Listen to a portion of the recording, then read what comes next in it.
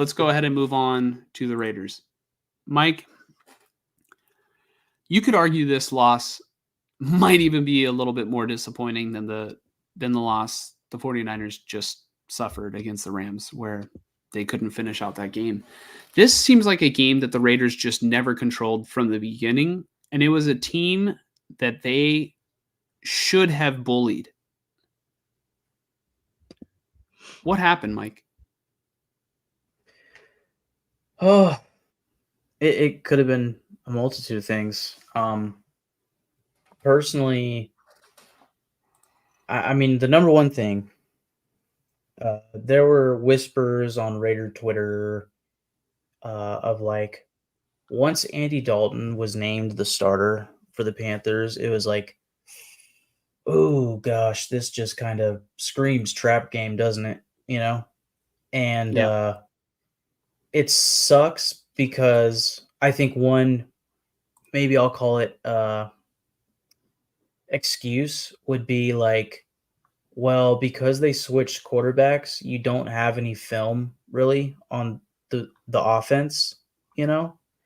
Um and it was kind of just like, if I had to guess, because I remember I think Antonio Pierce was saying going into the Niners preseason game, maybe, unless it was week one. Oh, it was week one against Jim Harbaugh.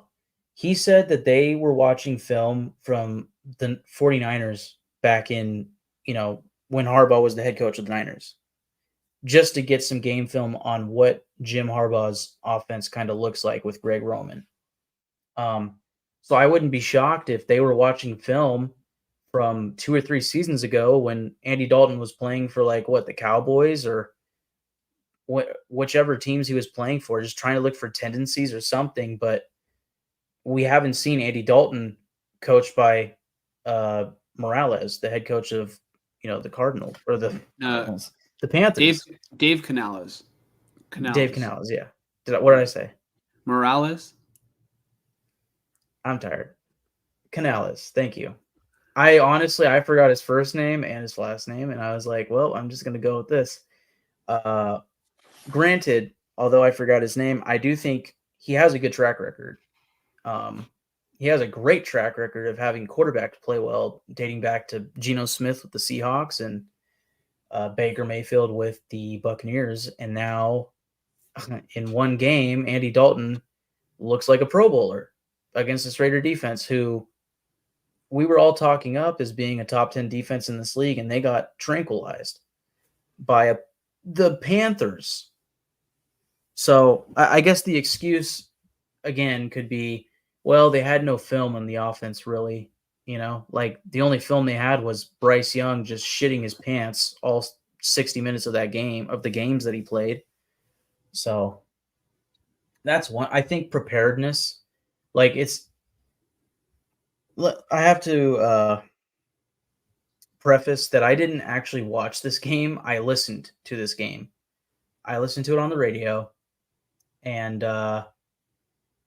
early on, it was like, okay, this is fine. I mean, the Panthers scored a touchdown on the first drive.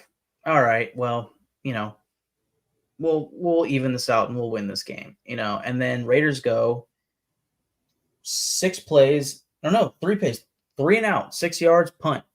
Okay. Panthers get the ball. They end up punting. Raiders get the ball back. They score a touchdown. All right, cool. Tie game. They went 10 plays, 97 yards. Awesome. Right. Then the Panthers get the ball and they score a touchdown. All right. 14-7 Panthers. Uh-oh.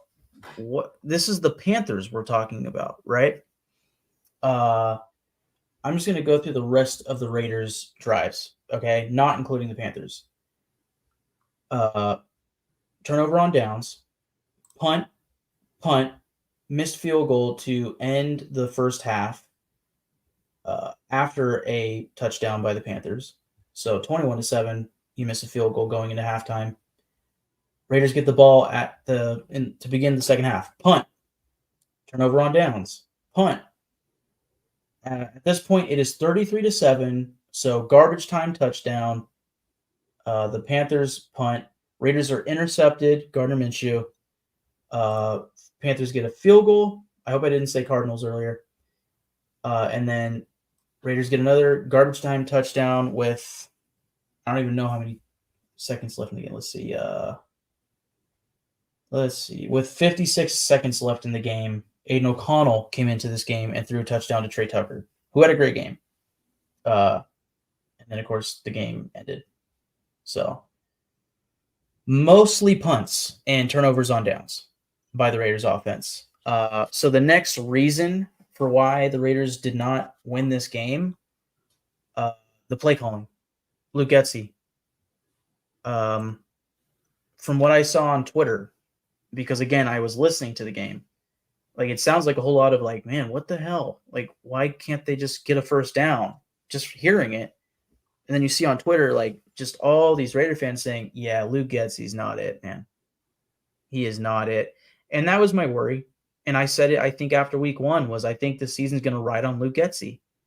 I think he is the difference of this season of can you get your quarterback to just play efficient football? Obviously, he can't, puppeteer Gardner Minshew, but you can set him up with good play calling to where you can scheme some guys open or have some first read snap, passes, just easy, quick cut, Devontae, slant, open, no question, right? But it sounds like there's nothing very intricate in this offense. It's a whole lot of horseshit, and today's offense shows that. Week 1's offense shows that. And you tack on, some turnovers and interceptions, you're going to lose the game just like week 1. Like, I think the reason they lost in week 1 against the Chargers was simply because of the turnovers and some dumb turnovers at that, right?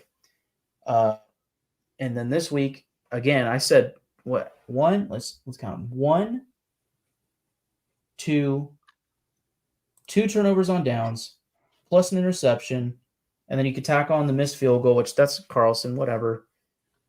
Like, that's 3 times where they didn't convert or they got a straight up turnover. You're not going to win the game doing that. Can I add in? Yep. I think this week was a horrible week for Luke Getsy. It's a horrible week for him. Put week 1 aside, right? Right now, Justin Fields, his former quarterback over in Chicago, is 3-0, right? And Justin Fields, everybody wrote off. He got traded for a 6th-round pick. He's 3-0 right now with the Steelers. Goes to a competent organization. Maybe it says a little bit more about the Chicago Bears, but it clearly wasn't the right fit there. And Luke Getsy was a part of that. Luke Getsy this week plays against a team that, his offense is highly favored against because the Panthers defense was going into this game the worst defense against the run. And to show for that, the Raiders had 16 total rush attempts. Yep. For 55 yards, 1 touchdown to the backup running back, which I don't get. And the longest rush was by their quarterback, Gardner Minshew, which was 10 yards. I also wasn't able to watch this game because, stupid ass, blackout restrictions and, market and all that stuff. Yeah. Will, I see in the comments you say that you live in Vegas. So you're able to get those games now, right? You're able to get all the Raider games there. Even though it seems like you're a 49er fan, it's on your local channel. So I guess lucky for your family if you have family, Raider fans or friends or whatever. But like, this is a bad week for Luke Getsy because his former quarterback excels after being removed from him. And then they can't even run the ball against a team that has allowed the most rushing yards. Yep. Yeah. Why are they not able to do it? What is it, Mike? Do you think it's the offensive line or do you think it's Luke Getsy? I think it's both. That was going to be my next reason why the Raiders lost this game is because they got beat in the trenches on both sides. And And they were just missing quickly. Derek Brown. Yes, that's what's annoying is like they had every reason to run all over the Panthers just from weeks 1 and 2 from what other teams did to them, and also them losing Derek Brown, their best defensive player, right in the middle of the defensive line, a defensive tackle. Like that gives you all the reasoning to be able to have a good game from Zamir White, and yet 10 carries, 34 yards for Zamir White. The offensive line is not run blocking like at all. Like I can't even say they're run blocking bad. I'm just saying they're not doing it. It's horrendous. And it's so unfortunate, dude. They It's a switched to the scheme zone. problem. It's a Yeah, scheme it's a scheme. problem Yep. because you early in the football game have to get the run going. Otherwise, I've seen it many, many times. You can't just flip the switch. You can't. And then Yeah. also, like, I'm kind of a firm believer of, getting guys in a rhythm. How are you going? Like, I don't know. I don't like constantly alternating running backs because they offer different skill sets. You know, Mm. you are telling the defense exactly what you're going to do by doing, all right, passing downs, we're going to have this player come in. Like you're essentially like saying, all right, you can kind of cut off the rushes up the middle when Alexander Madison is in the game, and you can kind of not expect a lot of dump offs and all these check downs to Zamir White when he's in the game. Like, to me, both running backs should be able to run all the plays. So I think that's a fundamental issue, but that's a personal issue. A lot of teams are successful with that, but that's just my personal opinion there. But you have to run the ball from the beginning of the game. Otherwise, you can't do it later. It just doesn't work out. You have to establish it. I'm a firm believer in that as well. Yeah. Because once you're able to get once you're able to run the ball, it opens up avenues for the receivers. Yep. Doing it backwards. You can develop play action. Doing it backwards is a great way to knock yourself out of the game quick. If it seems like this happened to the Raiders this week because they didn't have film on the like you said on the Panthers, and the Panthers were able to get out to an early start. They went up 7-0, and the Raiders had nothing to show for it. They kept punting. Like, I don't know, dude. It's, to me, I just think that, like, if you're not going to dictate the pace of the game, you better get your passing game rolling early. And the Raiders didn't seem to be able to do that. And I think we know Brock Bowers is very good. We know Devontae Adams is very good. They should be getting open. Gardner Minshew? Yeah. Gardner Minshew? And that's the most important. So, like, really, that's a personnel problem. That's who's the Telesco. That's a Telesco and Antonio Pierce problem. But, like, dude, get the run going. I get it. It's not working, but get creative. Yeah. Get it rolling. They gotta put players in position. Run behind Colton Miller. Is Colton Miller the best offensive lineman the Raiders have right now, Mike? Or is he the most dependable?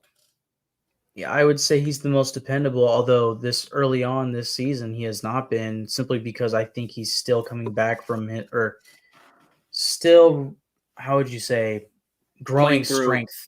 Yeah, and playing through that shoulder issue that he had and had surgery on. I think he's still growing strength in that shoulder, so I don't know. And he was out all of training camp, so just like a Brandon Ayuk or Jamar Chase, it's like he didn't get any snaps in the preseason and training camp, so his body is still getting into the groove of things. I'd have to imagine that's harder at tackle than receiver. I could be wrong, but going up against Khalil Mack, and then whoever the Ravens have, probably some pretty solid defensive ends. And then against the Panthers, they had Jadeveon Clowney and I'm forgetting who the opposite edge rusher was, but solid. And I don't know. They need to get better. Simply, they need to get better, or they need to change the scheme. And Antonio Pierce, after last week's game, was saying, he wants to get Zamir White 20 carries a game. That's what he wants to do. And he wasn't able to do it in this game because they couldn't run. And they got down quickly. They were down 14 points at halftime. So, you mix in they can't run, and oh shit, we're down 2 touchdowns. We're going to have to pass to get back into this. This was supposed to be the game to get it going, and they couldn't. So I don't know. I don't know if they need to go back to power or what they need to do on the offensive line. But, and then as far as losing in the trenches, just to add on to that, Max Crosby picked up an ankle injury at the end of the Ravens game last week. We didn't know the severity of it. Turns out it's a high ankle sprain that he played on in this game. And then Thayer Mumford at right tackle, he goes out, I think, pretty early in this game and had to get replaced by DJ Glaze. I want to say it might have been a knee injury. I'm curious to see the severity of that for Mumford. I like Glaze, but, we're throwing a rookie out there. And then at times, I don't know if Dylan Parham was getting benched or if he was hurt. I would have to assume he was hurt or something, but Jackson Powers Johnson was getting in the game for Dylan Parham at right guard. I don't know. I'd like to see Jackson Powers Johnson at left guard, but getting him some snaps is good, but yeah, they definitely need to figure it out on the offensive line. Like I'd say that's mission number 1 right now, but also, I mean, Crosby playing on a high ankle sprain is not good. That is not good. So I'm going to go by the play-by-play because I definitely was very critical of not getting the run going. And so I'm going to go through the Raider drives, right? Yep. So this is the first quarter, the Raiders are down 7-0. So Zamir White, it says, left guard, to Las Vegas 32 for 2 yards. Zamir White up the middle, on second down, 2nd and 8, to the Las Vegas 36 for 4 yards. And that's when Thayer Mumford was injured on the play. So maybe, first drive? Yeah, first drive. Damn, yeah. Yeah. So let's see here. Gardner Minshew, Gardner Minshew pass incomplete, deep right to Jacoby Myers. And then they obviously have to punt. Let's see the next drive. Zamir White up the middle, to the Las Vegas 6 for 3 yards. So they were backed up. They were backed up in their own end zone. They had to run. Zamir White up the middle for 3 yards. So then 3rd and 4, Gardner Minshew pass short left to Alexander Madison, for 11 yards. Gardner Minshew pass short right to Jacoby Myers for no gain. Then Gardner Minshew deep pass middle to Trey Tucker for 54 yards. Okay. So it seems like right now to that point, if Luke Getsy is in a meeting room, he can say, I'm trying to run the ball. The first 2 plays of both of these drives, are, they're just not working. And then the pass is working. 54 yards on a pass right there, Trey Tucker. Okay, Alexander Madison, to the right side for 2 yards. So it doesn't matter which running back it is. It's inefficient. Thayer Mumford is the right tackle, Mike? Yep. Okay. Zamir White to the left for 9 yards. Okay, picking up steam. Zamir White to the left, 6 yards. And then Gardner Minshew pass incomplete. Gardner Minshew ran out of bounds, scrambled, for 4 yards. Madison up the middle for 2 yards, touchdown. So this was all right, their first scoring drive. It seemed like they were able to run the ball. When they finally got, after, let's see, this was a drive where they were able to use the pass to set up the run. Right? So kind of backwards because the run wasn't working early in this drive. After, obviously the momentum shifted in the Raiders' favor when they hit that 54-yarder to Trey Tucker, who you said had a good game. Okay. Tucker, but they were able to Jacoby mix. Myers. They were able to mix. Let's see here. The next drive, Gardner Minshew, short pass to Devontae Adams for 15 yards. Zamir White, a rush to the right, 2 yards. Zamir White up the middle for 1 yard. And this is against the worst rushing defense so far. Obviously things will change because it's just week 3. Alexander Madison up the middle for 3 yards. Gardner Minshew, incomplete pass to Brock Bowers. Okay. Gardner Minshew, incomplete pass to Devontae Adams. So they're not even playing ahead of the sticks. So now, hold on. Penalty on the play. Cornerback J.C. Horn, defensive pass interference, 15 yards. Okay. So it's 1st and 10. Alexander Madison, 2 yards. Gardner Minshew, short pass left to Devontae Adams for 6 yards. Incomplete to Adams, and then they punt. And they're already down 14-7 at that point, and they punted. I'm not going to go through every single drive, but maybe, all right, I'm going to give Luke Getsy the benefit of the doubt. On these drives, he was and I know I feel really stupid right now for saying like this is a bad week for him because he can't set up the run against the worst run defense. But maybe this is more of an offensive line issue because Luke Getsy, to his credit, is calling those runs. But the offensive line isn't imposing at the line of scrimmage. Yeah, it almost seems like they're really trying early on to develop the run, and they can't. So then they have to punt the ball or whatnot, and then they get down into a negative game script, and now it's just like, well, we not only can we not run because our offensive line isn't doing well, setting up the run, but now we can't run because we're in a negative game script, and it worked out against the Ravens. Against the Chargers, Minshew turned the ball over, so that didn't work out. And then this week, the unfortunate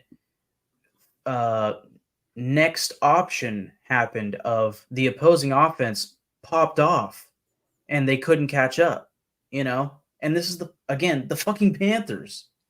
Like if the Panthers are going to kill you guys, just wait until you play, I don't know, the Chiefs, unless you're going to play super physical against them because, we want to win this one. I don't know. I don't know if they overlooked the Panthers.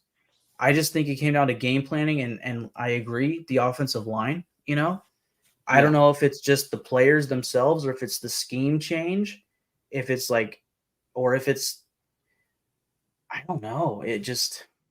I'm going to be watching much more closely to the offensive line moving forward. In fact, I kind of plan on watching the game back tomorrow, especially because of something that Antonio Pierce said, which I guess now is the right time to segue into that, which is he mentioned in the post-game presser that he saw, or however he said it, there were players that were making business decisions. Yep. And then he said, we as a team will also be making business decisions. In other words, those players might be getting benched. I'm really curious to see who those players are. I know Devontae Adams was asked about it after the game in the sense of did you notice that, And I think his response was something to the realm of as a player, that's kind of hard for me to notice. I'm I'm sure if it's super obvious, yes, but you know, that was kind of his thing. And I think Max Crosby was asked about it too, but I didn't catch what he said. Uh, I'm curious who this is about. I wonder if it's I wonder if it's on the offensive line. I wonder if it's a receiver. I wonder if it's a couple of defenders, maybe just like a Javon Hargrave sort of scenario of like if it's a I don't want to say the wrong name, but just saying what if it's uh now I'm forgetting his name, number 97, the opposite defensive end right now, or Tyree Wilson, Christian Wilkins, Janarius Robinson, or if it's a corner, if it's like a Nate Hobbs or Trevon Merrick or honestly Divine Diablo didn't play in this game. I don't think it's Spillane. I'll tell you that much. It's not Spillane, but Luke Masterson. Like I don't know who it would be because I didn't see the game, but I'm gonna be looking for it. If it's my guess, it's probably somebody on defense because That's my I'm sure hunch. that somebody on defense is very upset that the offense isn't keeping them in the game Right. against Yeah. the worst team in the league or Yep. one of the worst teams in the league. And it's just like, man, we just got murdered. Like, let's just get out of here. You know, Mm-hmm. like, what are we gonna do now? Like, they already put 33 on us. Yeah, so like that's just what I like. I've played football before, and it's like, all right, if the offense isn't doing well, you see, like, and I've played for undisciplined high school teams. These are professional athletes, but I've seen guys where it's like, man, fuck this. I've been working my ass off all game, and the offense isn't doing shit. Like Yeah. we're not gonna win this game. Like, why even try? So I'll throw one maybe it's more. that. Maybe it's that. It's like, a guy on defense, like, fuck it, we're already not gonna win this game. Why the hell am I gonna give my full effort? Yeah. Like I said, I'm gonna look for it. I'm gonna see if I can find the player, but I'll throw out one more name just because he's a prominent name and it's kind of the most important name right now. Potentially Gardner Minshew because his last pass in this game was an interception and it was a pretty ugly one. Where it was kind of this like miscommunication between him and Devonte Adams, and I think it was more on Minshew than Devonte, because Devonte was able to get himself open doing kind of like a curl out. He was outside and he did a curl out, I think that's what we call it, and Minshew just threw it directly at the corner. Like I'm assuming he thought Devonte was going to cut in, not out. But I'm assuming maybe it was an option route where Devontae just saw the way the corner was playing him and went, I'm going in. I mean, out. Sorry. I'm cutting out. And if the ball's there, that's where I'm going to catch it. And it was like the way that Devontae cut, the ball was already thrown. There was no chance Devontae was getting to that pass. The corner caught it. And with all of those drives going to shit for the Raiders, I wonder if maybe because Aiden O'Connell ended up playing in this game, I wonder if Antonio Pierce felt that Gardner Minshew wasn't giving it his all. Maybe we'll know if against Cleveland, Aiden O'Connell's the starter. I think that would be telling.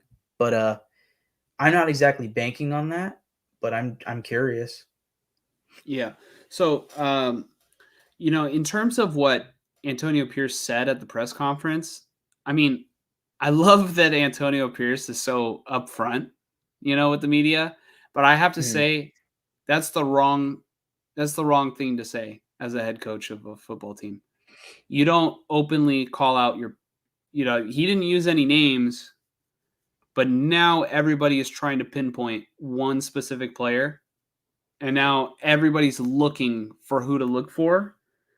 Yeah, I mean, And maybe from the fans and maybe even media's perspective, but I think in the locker room, it's probably like the same goes for what I said about like, well, if Shanahan wanted to make a statement, he could bench Javon Hargrave. Like everybody could look at Javon Hargrave sideways, but I think the players, the way that they take that is shit. I better not fuck up. I better not get caught lacking because I'll get benched. So it gives them little bit of extra drive to play a little harder, because clearly in this Panthers game, the Raiders didn't play hard enough. Yeah, but I just think the way that he went about it is like, oh, I saw some players making business decisions. All right, we're going to make some business decisions too. It like to me, you if you're a head coach in that position, instead of like that's kind of sending shots at your team. And I think in that position, you want to speak to the player directly. I'm sure he will. I'm not trying to be. No, I'm sure he will. Yeah. I'm confident that he will. Yeah. But it sends a message, in my opinion, of like a us versus that guy, because he is going to out that player. He is going to talk to that player. Mm. Yeah, it depends on the way that he goes about it in person with them and with the team, Like, if he's just on the practice field, like, yeah, Tyree Wilson, that's why you fucking sucked on Sunday, like during practice, everybody be like, damn, coach, shit. But if it's just like, before practice, kind of pulling him aside and just saying, hey, man, if you don't pick it up, like, we're going to have to, bench you for Janarius Robinson or whatever, And that's just throwing that out. Like, I'm not saying Tyree Wilson's the guy, just as a what if, right? And the same would go for Minshew, whether it's they bench him or if it's just like, hey, man, like, last chance, dude, pick it up. Like, stop throwing these little weak little passes and, like, figure it out, Well, all right. I want you to tell me, Mike, what's the difference between these two statements? Yep. Yeah, there were some guys making business decisions, and we'll make some business decisions too. Versus, I was very disappointed with the effort. Or I was, it was very something along the lines of, I was very disappointed with our effort overall. I feel like we could have played a better game, and we're going to work to correct that moving forward. Yep. Yeah, I'm. What's honestly, the difference between those two statements, between like the message that gets sent? I would say the second one is more collective for the team. Yep. Which, like, I agree, it should be like that. And what I was gonna say is, like, I'm curious if he also said that, because what the coach really should be saying is the kind of cookie cutter, hey, we didn't play up to that team. That was a letdown out there, and we need to play better, period, as a team. I myself as the head coach, like, allow yourself to be put on some blame of like, I need to do a better job of getting these guys ready for Sunday. Our coaches, we have to get our guys ready for Sunday better, yada, yada, yada. But I just wonder if if he really saw something drastic, like just standing on the sidelines and going like, dude, he just did that again. That motherfucker just stood there, Javon Hargrave style. I could see why he would go on the podium and say, nah, man, like, not on my team, essentially. And I haven't seen the presser, so I don't know if he said the second option that you gave. I'm curious if he did. And I get what you're saying. I personally don't have a problem with him, without saying names, calling out players for not giving their fullest efforts, if that truly is what happened, in the sense of, in his opinion or his wording, guys are making business decisions. What business decisions sound like is not making a tackle. That's what it sounds like. So if there was a linebacker or a corner out there just like half-assing and not going in with the shoulder or whatever and not making a tackle, it's like, he shouldn't call out the player in the media. He shouldn't call out the player like right as practice starts. He should just let it be. Like, in my opinion, after a shit performance against the Panthers, like, bona fide going into this week, the worst team in football, I'm perfectly fine with him being like, yep, there were some guys out there that were not playing up to standard, and that's going to change, and that's not how he said it. But I just think you got to let it be known, because we've talked about it, especially after week 1, of like, hey, I don't know how long the leash is on Antonio Pierce. So if he's going to prove that he deserves to be the coach for the long term, he's got to have a grip on his team, you know? So I don't blame him for just going out there and saying, hey, man, there are some guys that I saw not playing the way that they should, and that's not going to slide. Things are going to change. So I'm fine with it. But Yeah, I I agree that guess the I second guess to thing's me it better. was the tone kind of seemed standoffish rather than we're going to work to fix this. I mean, when he says we are going to make business decisions, I think it sounds like guys are going to get cut, heads are going to roll, maybe by assumption. But business decisions can be something as simple as we're going to talk to them, or we're going to let them know, like, hey, well, that would be talking to them, or we're going to bench them, you know. But they're going to do something in the manner of Raider business to get that fixed. Mhm. Not Um, necessarily that it means their heads are going to roll. mhm. So Will agrees with you. Will says, I agree with Mike. If we really want to get this team through the mud, we got to change the culture. Yeah, I just think like you every coach does this behind well every good coach will do this behind closed doors, and to the media they'll kind of give a generic answer, you know. And I'd say the coaches I've seen, when they're about to get fired, that's when they throw out the standoffish lines. And Antonio Pierce, I think, is going to have this full season unless like the Raiders just go on a massive losing streak. I Yeah. think I think Mark Davis is going to roll with Antonio Pierce, but like you know, if your guys aren't buying in, I mean, like he we won't know until next week, or if we even do see any changes next week. Which he said there will be business decisions. Mm, Does that mean somebody's going to get traded? Does that mean somebody's going to be flat out benched? Does that mean somebody's usage is going to be a whole lot less than it was? mm. You know, like what exactly does that mean? How are things going to change and get better? Yeah. Also, Will says, but I see your point. He's talking about me. I'm Ninerhead now. That's my new Twitter name. No, sorry, I had a comment on the screen for a very long time. So unfortunately, with StreamYard, the comments will take our names off. I'm Josh. This is Mike. This is the Silver and Gold podcast on YouTube. But yeah, no. I just think that it could have been handled better. I get the message that he was trying to send, but I'd say the delivery wasn't the best. That's what I'd say. Like Yeah. my main issue with like the press conference. Yeah. I think the thing with Antonio Pierce, this is my last point on this. Like, I don't think he's the type of guy, coach, whatever you want to call it, to go out there and give your usual cookie cutter answers. He's very good with the media in the sense that he's very honest. Um, and which can at times maybe not be the best decision or whatnot. Um, Well, that's why the players like him or have liked him up to this point. yeah. And I think also the media likes him. I think the media likes him way more than Josh McDaniels, you know.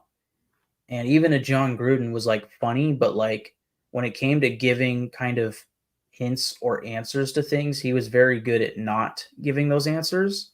Not that, Antonio Pierce isn't. It's just in the sense of this right here, it's like he could have said like your option of like just saying, as a team, we didn't play up to standard, and we need to play better, and we will.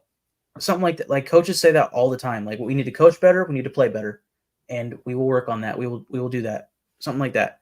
But instead, he made it very clear. Like I saw things that I take issue with, players making business decisions, and as a franchise, as a team, we will have to make business decisions in response to that.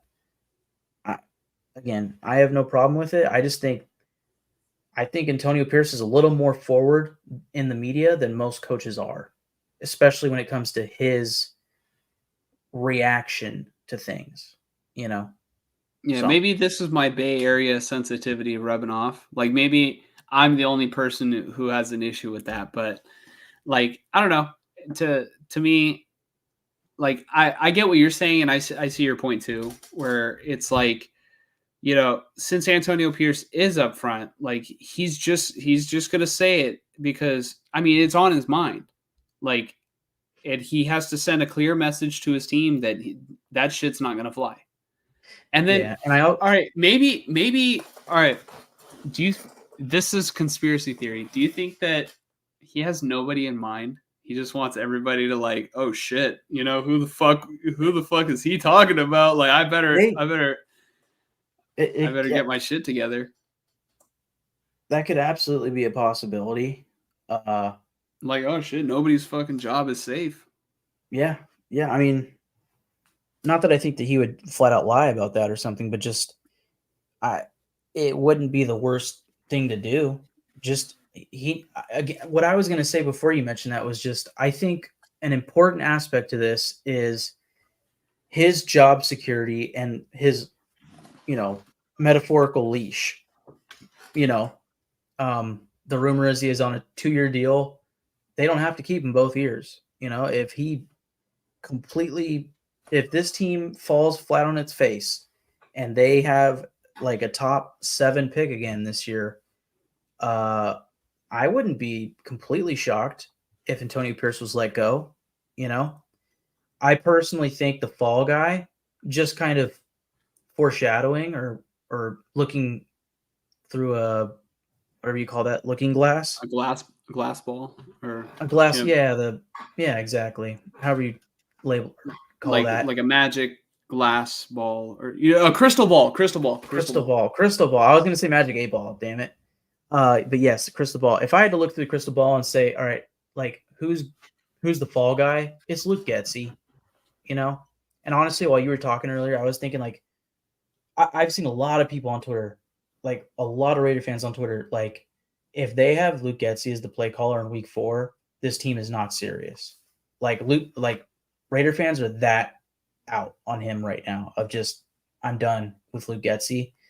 And again, I need to see a little bit more before I can make that decision. But it's clear as day. Like every year dating back to John Gruden, it was just every year it was obvious who the fall guy would be.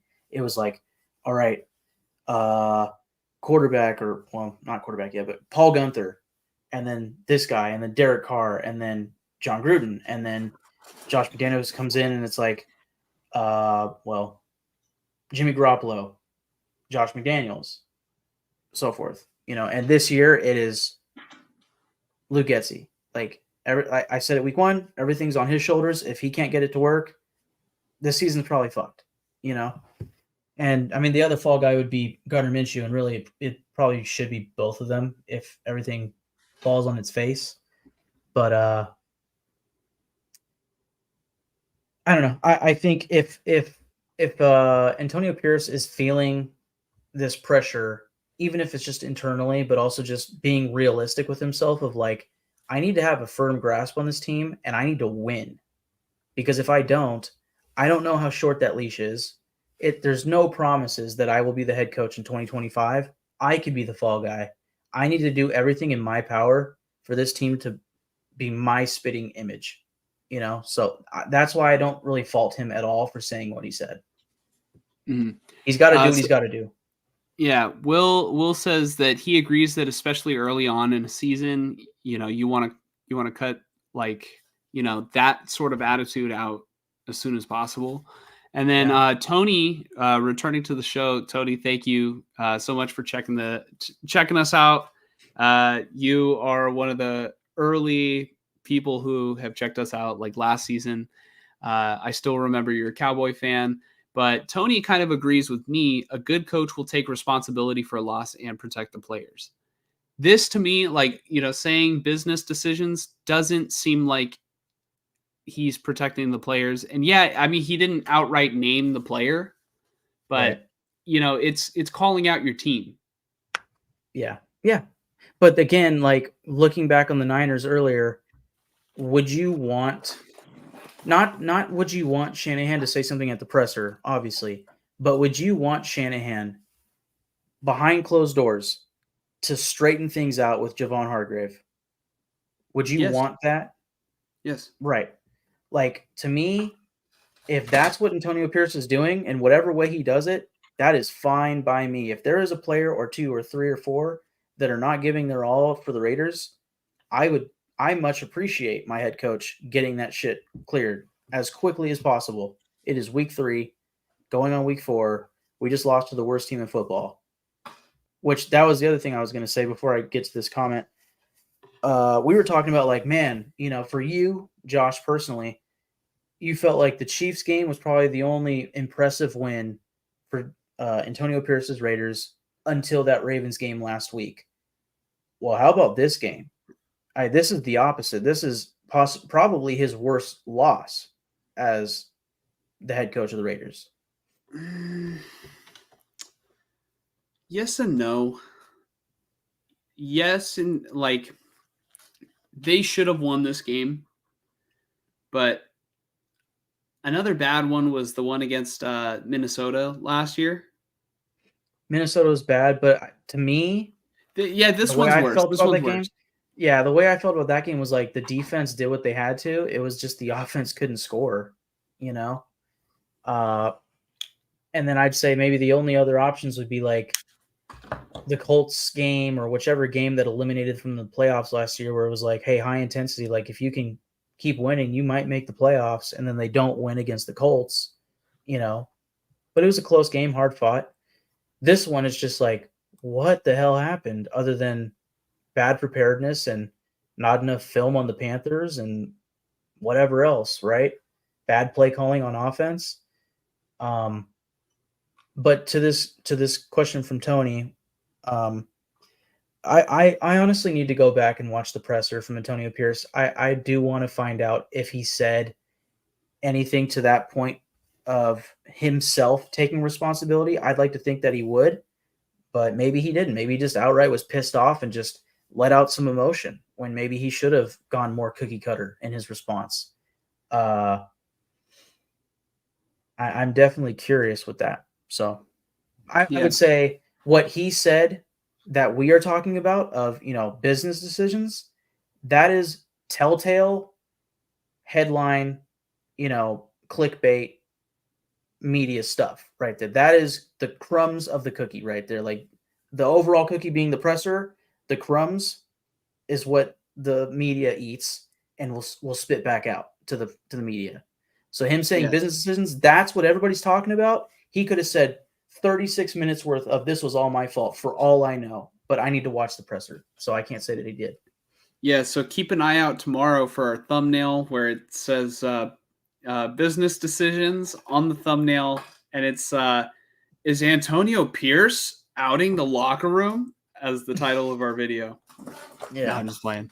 No, we're not going to do that. It's probably just going to be Raiders week 3 recap and week 4 preview. But let me get to a couple comments here. Since we're talking about Raiders Panthers. So Will says he lives in Vegas, so he's got to keep up with the Raiders as well. Obviously, Will is still here contributing, to the show, commenting his thoughts. Love it. It's awesome. And he says, sorry that they're in Vegas now, bro. Oh, I think I pulled that one up already. Niner Trump said, Andy Dalton continues his undefeated streak versus the Raiders. The dude simply owns them. Man, honestly, I hadn't paid enough attention to this, but I think he's on to something here. You know what's funny? So, like, fun little fact. I played Madden 13 religiously, and I had a connected careers. And there was a season where Andy Dalton became the starter of the Raiders and won the Super Bowl.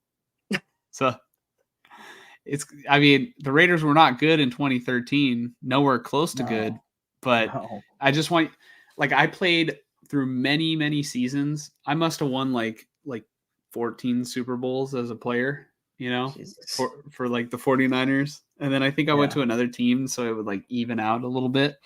Uh, But there was one year where I think I lost in the playoffs, and then the Raiders won with Andy Dalton in the Super Bowl, and he's undefeated. So like maybe that's just like they're kind of soulmates, And Andy hey, Dalton is just the 2025. dominant, the alpha.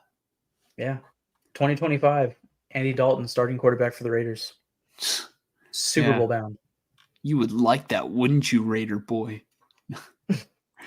Uh, Will said for him over in Vegas, they're on local channel 8 CBS. Yeah, man. Las Vegas just took it from the Bay Area. Like, obviously I'm I've got Niner gear on, but like it's still kind of cool to be able to watch both teams from the area. And I know they're in Vegas now, so they're not from the area anymore, but the fan base for the Raiders still resides in Oakland, right? So, LA. Yeah. yeah, I would say like most of the fan base is still in Oakland.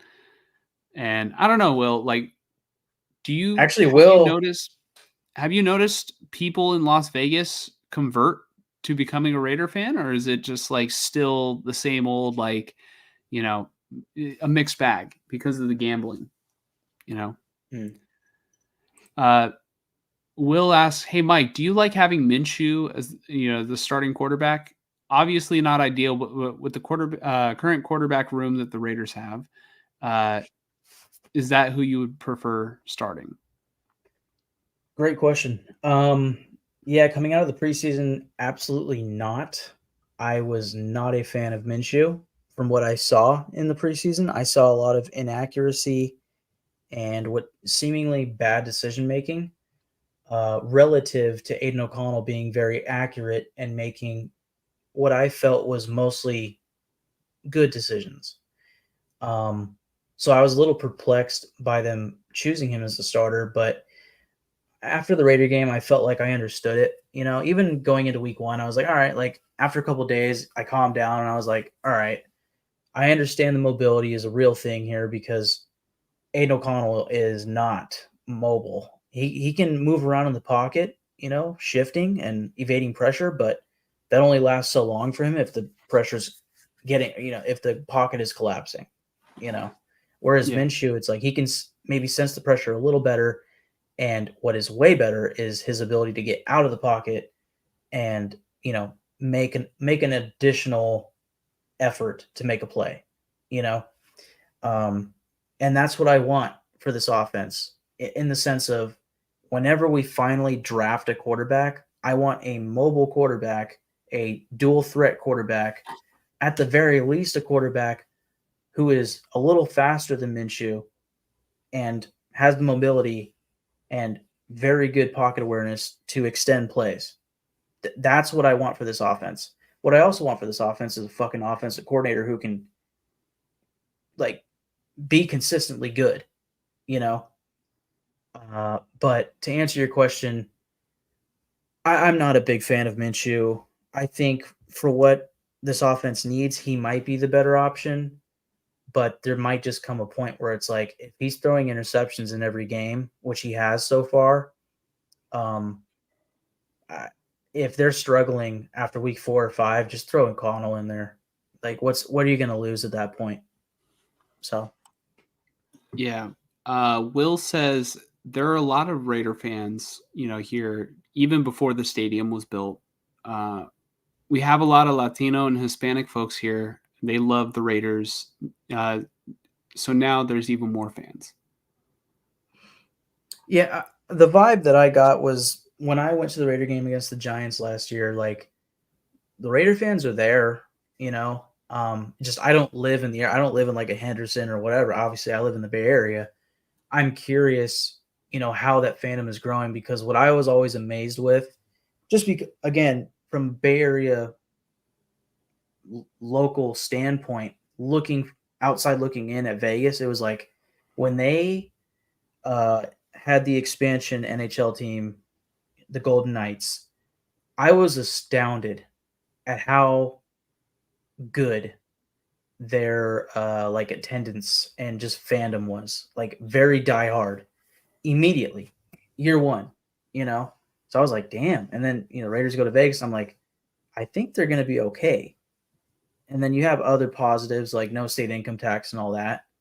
So, I just the one negative that I had, other than them leaving, a stadium that's 10 minutes away from my house, and cheaper tickets and all that stuff. The main negative for me for them going to Vegas was that is a tourist attraction of a city, which means a lot of home games that will not look or feel fully like home games like the Black Hole in Oakland used to look or feel like, of like 80% Raider fans, 20% away fans, or 30 at most, Now it's like it's pretty at times 50-50, and that's unfortunate. Hopefully with time and really with a consistently good team, with a quarterback and a head coach and offensive coordinator leading the way that the fans are really bought into, and again, just consistently winning, like winning cures everything. I think the fans will really start showing up, but until then, it's going to be a tourist attraction. Yeah, I mean they will definitely show back up because I think the Raiders have a good loyal fan base, and it's one of those things where good fan bases will travel. So if a majority of them do still live in Oakland, there's still going to be a good portion of them who will travel to go see the Raiders. And then, the newly converted Vegas residents will, go out to games. It's just a matter of when, because from experience, the 49ers built Levi Stadium and then, had the fallout with Jim Harbaugh. And then they just went to having, empty crowds. Yeah. Oh, yeah. And then I remember my first 49er game was Kaepernick's last game in the NFL. And dude, there were a lot of Seahawks fans there. So it's like, it's one of those things where like there are different eras of, different franchises football. And, the Niners now in the Shanahan era are going to sell out the stadium until they just are not good, period. Like they are relevant, and right now the Raiders are not relevant, but eventually they will become relevant. Yeah. I would be hard pressed if Mike and I live the rest of our lives and they never become relevant. Mike might be homeless and crack addict or something like that by then. But I will be a sad old man saying, "This is our year, I swear. I'm telling you, this is it." And it's like been 60 years of an average of 5-12. Mike's gonna be like, "Remember Jack Del Rio and Derek Carr? Yeah. Imagine if he never broke his leg." Yeah, exactly. I'm gonna be telling my grandson, like, I remember when they were in Oakland, and he's gonna be like, "Okay, Grandpa, go to bed. Go to bed." Derek Carr should have won the MVP that year. I don't know why you had to add in the eyes crossing. Yeah. Okay. Cut you off guard, huh? A little bit, yeah. Yeah. Will says, with the NHL, that was the first major league sports team that we've had, that we've ever had. So people were super hyped when we got the Golden Knights, and it helped that they stacked their roster immediately. That they did. Yep, they did. Yeah, the expansion draft was just awesome. They have won a Stanley Cup, right? If not two. I believe they have won one. Will can definitely confirm that. But to all these points, again, I just think winning cures everything. And once the Raiders start consistently winning, like think of like the Detroit Lions right now, like their fans have been dying for a winning team for literally 60 years. I think Raider fans every year are just foaming at the mouth for their team to be good. Once we can get that quarterback in there who can help make this thing a consistently winning team again, the fans will be there because they are just we are dying to have that, back on the field and to just feel confident. Like I remember watching like old highlights and like full games on YouTube of like the 2001 Raiders and stuff, and it's just like you could see that you could just feel the difference in hype in the fans. And in part it's an Oakland thing for sure, of like if it panned to the crowd, there is nothing but black and silver, nothing but black and silver. And I'm just hoping for that for the Raiders in Vegas at some point, and it will take winning to get there. I'm gonna get to Tony's comment in a second because it's a really good question or really good, idea. Point. But Will says also it doesn't help that those Allegiant tickets are stupid expensive, so it's hard to get people there that aren't diehard Raider fans. Yeah, or just people with money who are intending to make a vacation out of the weekend when my team is from Baltimore. I live in Baltimore, but I want to go on vacation to Vegas for the weekend. And the Ravens are playing the Raiders. It's like no brainer.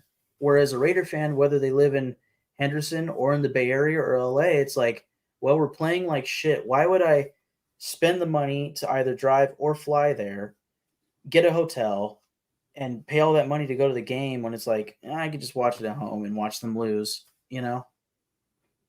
So. Tony says the Cowboys have a mobile third string quarterback that was a first round pick. I might know who that is. Maybe. Yeah, possibly. Who may be available for a trade.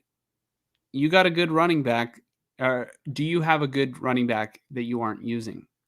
LOL. Here's the thing. So I'm gonna kind of answer the question. So as a manager of both Zamir White and Rico Dowdle, both running backs are being underutilized. I don't know, like if the Raiders were to trade Zamir White to the Cowboys, I don't think Zamir White would be the starter there. Yeah, and it would be a convoluted Dallas run game, but also like from the Raiders' perspective, what are they going to do now in the run game?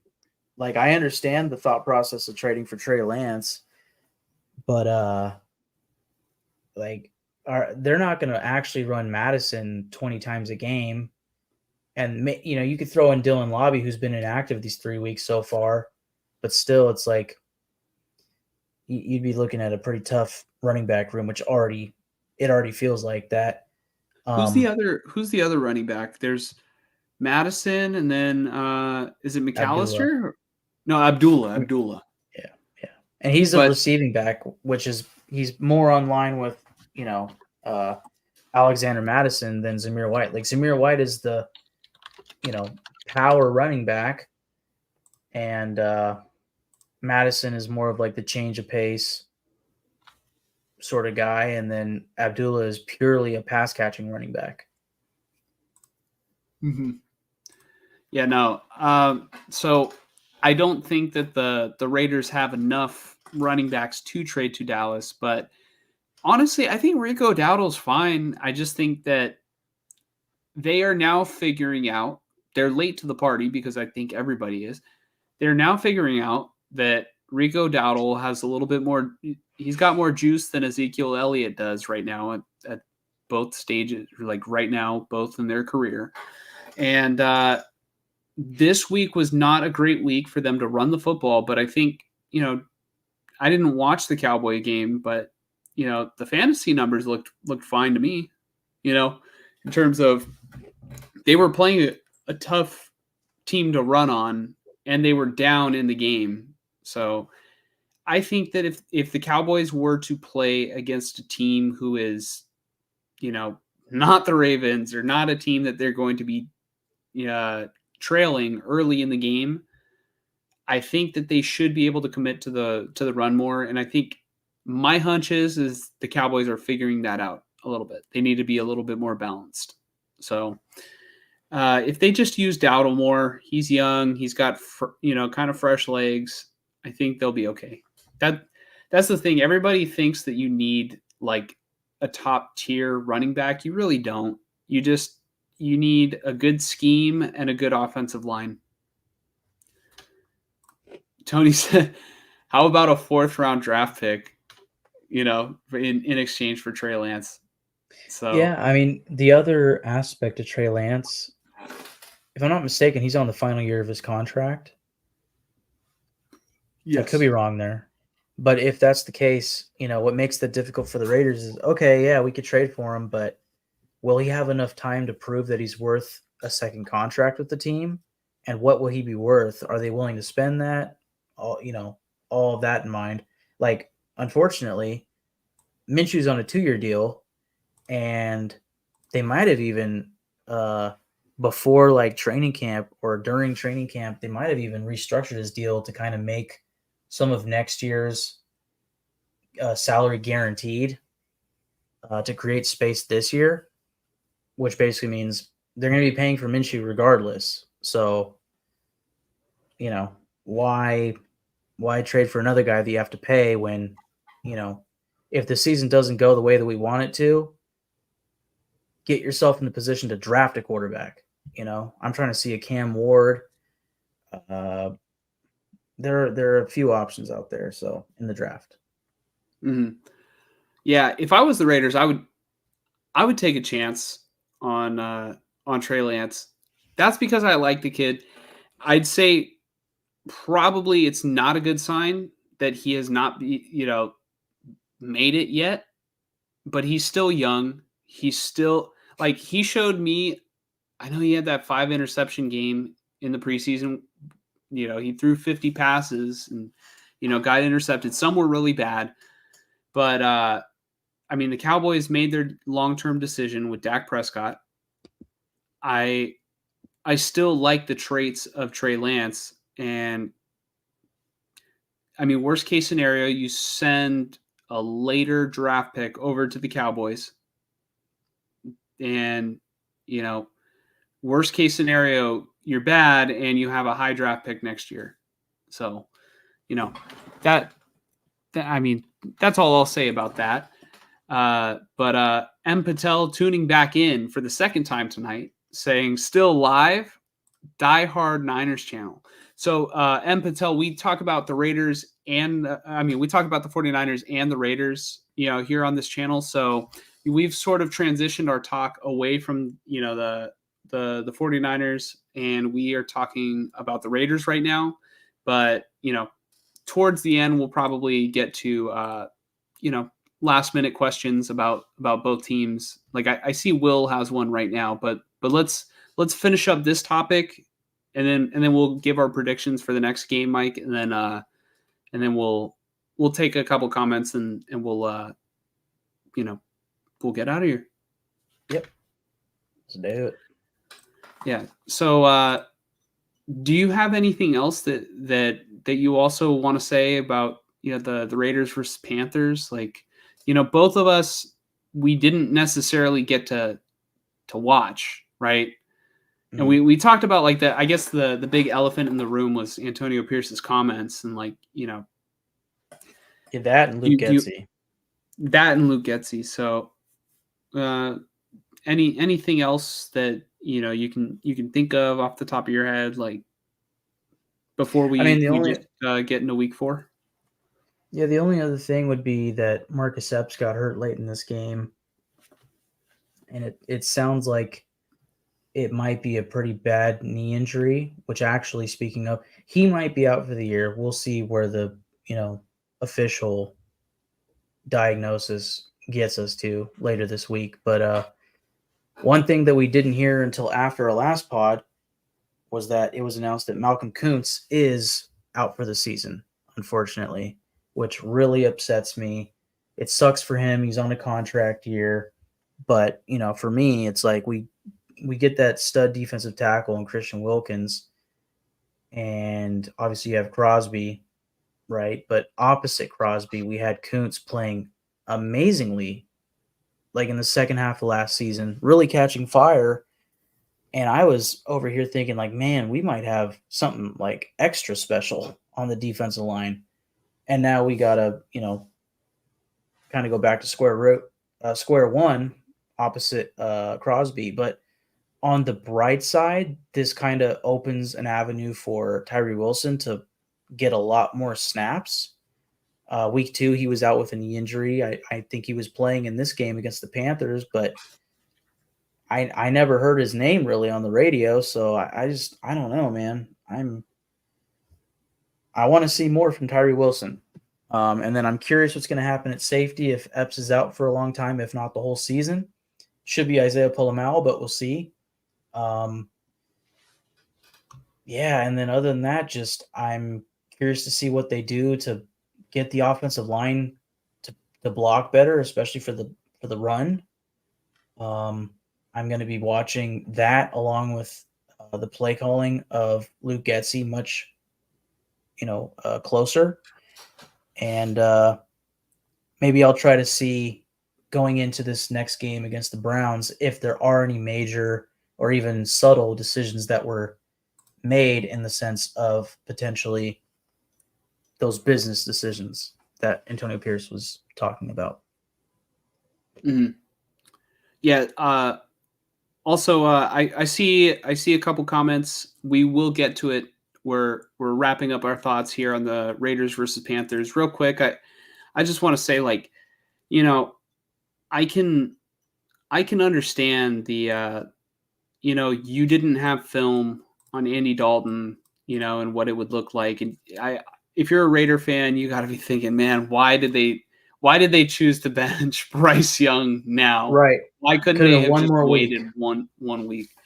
I mean, really, first overall pick, like, damn, like that's ballsy. But I understand it because new head coach and Dave Canales. So Yeah, not Morales, Canales. one thing that I'm having trouble wrapping my head around is, man, the Panthers were able to run the ball. Chuba Hubbard had 21 carries for 114 yards, the longest one being 14 yards. It's it just kind of like, it's crazy to me because the Chargers wanted to run the ball, and the Raiders for the most part were able to contain the run. Who did the Raiders play last week? Baltimore. Baltimore. The Raiders did a good job against the run, all things considered. Against that juggernaut of a rushing attack. Right. And then over here, they're just getting gashed by Chuba Hubbard. Like, that to me kind of jumps out more than anything. Yeah. With Something was Christian definitely not working Wilkins right. and Max Crosby, that's just obviously things need to improve there. And that could be part of what Antonio Pierce is, talking about on the whole business decisions. Yeah, So I agree. Yeah. Let's go ahead and pull this up. We can kind of do a little 2-for-1. So we were both wrong here. I just want to point out again, Mike was wrong again. Hasn't been right. Don't worry, Mike. Maybe this will be the week. The Raiders are going to be playing the Browns this week. Mike, how are you feeling about that game? Yeah. How are you feeling about the Raiders versus Browns? You think the Raiders are going to win this one? You know what? I'm curious. Did the Browns play the Giants this week, or was that like a few weeks ago?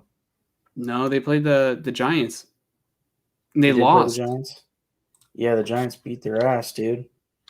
Yep. I mean, you got a pissed off head coach. 21-15. Okay. Yeah.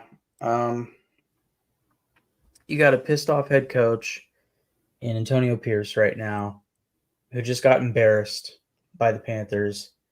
I want to say this will be at home.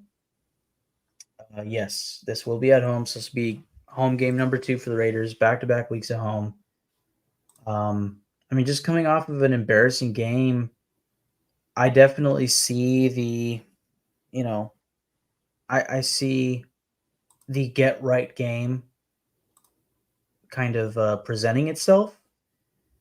But I don't know if they will actually be able to pull that off. I mean, after this game, I'm just completely lost, and the consistency just clearly isn't there.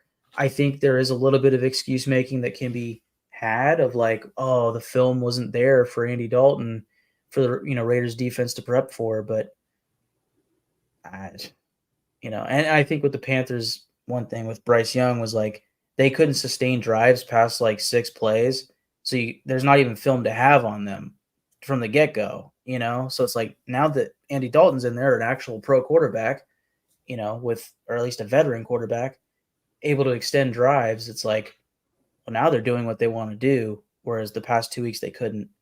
Anyways, I see. I mean, the Browns, you got Myles Garrett, you got a good offensive line. I don't know what the hell they're doing with the run game though over there. I mean, no Nick Chubb obviously, but Jerome Ford, I didn't get to see how he played this week, but I know there was a lot of questions involving Deontay.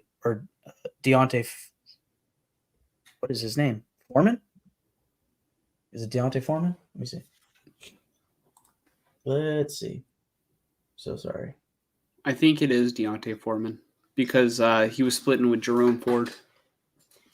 Yeah. Okay, what the hell? Who cares? Yeah, I think that's his name, Deontay Foreman. So they have kind of a two-headed rush attack. You got Amari Cooper, who was having a slow start, but this week he went off. He had like 2 touchdowns. Obviously, Deshaun Watson.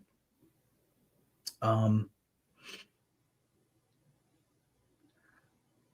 don't know how good their defense is playing. I mean, they just lost. They're 1-2. They're also 1-2. They lost to the Giants. And then let's see, Browns. They beat the Jaguars week 2, and I think week 1 they got killed by the Cowboys. I don't know. I really don't know. I'm gonna have you go first. Yeah, I'm really struggling with this one, and it's really because I think the Browns had a really good defense last season, but this season they seem to have regressed in their defense. They got kind of bullied by the Cowboys, and they just got not scraped, but they lost to the Giants. It was a 1-score game, but it seemed like the Giants were like kind of in control for most of the game. Yeah, I don't know. Here's the thing though, is the Raiders right now, their pass defense was pretty bad against Andy Dalton. I don't know. Amari Cooper is a good wide receiver. Any Raider fan will tell you they probably loved Amari Cooper when he was a Raider. It's been a long time since then, but I don't know. I think Amari Cooper's pretty good, and he's finally heating up. It's so tough because he is one of those players that is either going to be quiet all game or is going to have a great game. That's how if he has a great game, like he had a great game against the Giants and they lost. The only problem is the Raiders are also inconsistent too. Yeah. Are we going to get the Raiders that we saw week 1 and 2 in terms, on defense? Or are we going to get the defense that we saw week 3?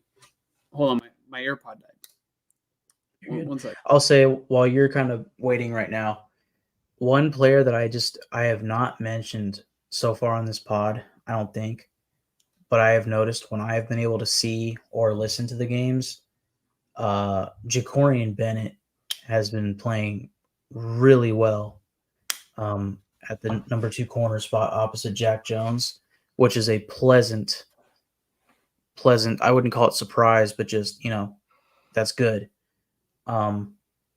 That doesn't lean me one way or the other in this matchup, but just something I had to say was Jacorian Bennett is doing a good job at the number 2 corner spot. And I hadn't mentioned that yet. Can I pick a tie? No, I'm not going to pick a tie, but I guess we could. There's nothing against us because it could happen. But in terms of Raiders versus Browns, like it's tough. Like the Raiders are kind of coming off like a really disappointing loss, so I think they could be on the brink of like could they be losing? Could Antonio Pierce potentially, like with his comments, could he lose the locker room, or will this fire them up? It's really tough to gauge. The Browns haven't showed a lot of promise this year. Like this is like man, is Kevin Stefanski gonna get fired so far through 3 weeks? Like, Yeah. just my vibes, because they gave all this money to Deshaun Watson and he's not returning on investment. Oh man. I almost feel like flipping a coin, because I think this game will be close and could go either way. But if the Raiders defense shows up, I just don't see how the Browns could score points. Yeah. If the Raiders defense plays up to the standard that they've established over the last couple games, and week 1 and 2 this year. So like last couple games last year and week 1 and 2 this year. Oh man. How severe is Max Crosby's ankle, Mike? I mean, all I've heard is it's a high ankle sprain, but I mean, he played on it and he got it injured week 2, and he was able to play on it this week. But I think, from what I heard on the radio, maybe his explosion wasn't completely there. Mm-hmm. Not the typical Max Crosby that you hope for. Do I want to give Antonio Pierce and the Raiders the benefit of the doubt that they will turn it around this week? Because here's what I think. We just saw the Panthers, run the ball on the Raiders.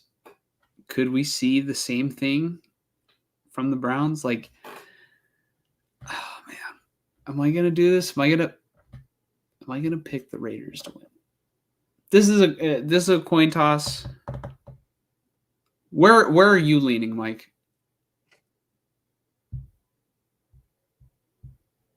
I'm. Did I go first on the Niners or not?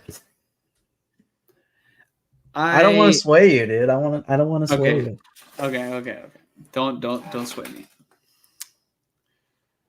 Hold on. I don't even have it pulled up. I'm over here sitting contemplating on who I'm gonna pick. I'm just seeing all this red and I don't like it. I like to be right. What is going? I like Antonio Pierce. I'll give him the benefit of the doubt. Since it's close, I think the Raiders are the more talented team. I honestly do. I think they're the more talented team. The only thing, though, is I don't feel good about the Raiders' offensive line versus the Browns' defensive line. And that could be the difference in the game, and that could be why I'm wrong this upcoming week when we talk about it. But, yeah, I will go with the Raiders right now. If I switch my pick, I will let you know before the game. So, everybody, as of right now, September 23rd, 2024, at 2 a.m., lock it in. The Raiders. I'm going with the Browns. I think the Raiders are going to lose in the line of scrimmage, in the trenches. I think the Browns are going to kick their ass, just like not as bad as the Panthers game, but in the trenches, just as bad as the Panthers game. That's what I'm feeling right now. I got good news for you Raider fans. Mike just on the Mike bright just side. won the Raiders. Mike just won the Raiders the game. Yeah. No, I'm not feeling good about the offensive and even the defensive line right now with Max Crosby's ankle. And I wouldn't blame you at all if Sunday or even Friday it's announced like, yeah, Max Crosby's not going to be able to go this week if you change your pick. I wouldn't that would make too much sense. If Crosby's out, that's an easy Browns pick. But right now, I'm just already I think the Browns, I think in their own sense, will have a get-right game because in the trenches, they will be able to beat us. Mm-hmm. Yeah. All right. Well, if anything changes, I will let you know. But yeah, that's sort of my breakdown on how I think things will shape out. It's like, it's just tough.